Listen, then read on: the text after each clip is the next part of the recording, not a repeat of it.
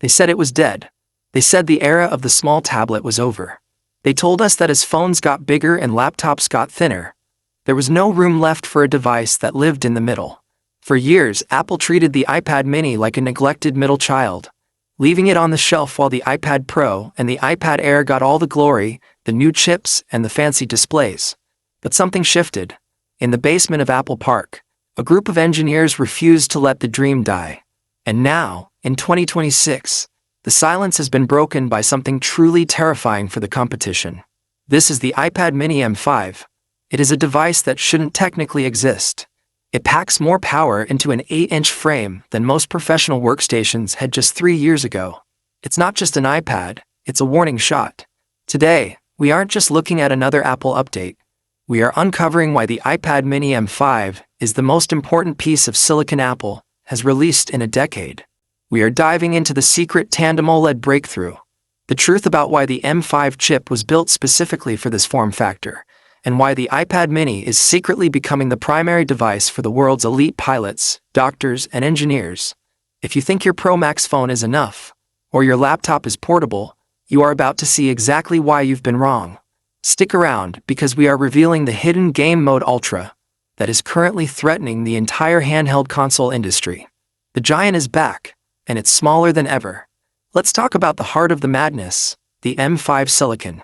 For a long time, the iPad mini got A-series chips, the same ones found in iPhones.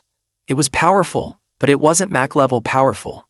With the M5, Apple has finally crossed the Rubicon.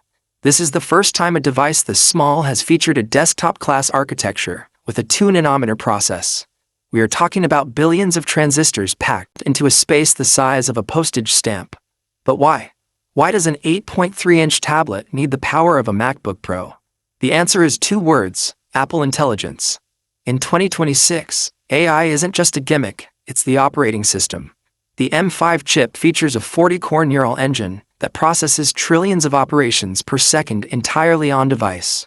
When you speak to this iPad, it doesn't wait for a server in a data center. It understands you instantly.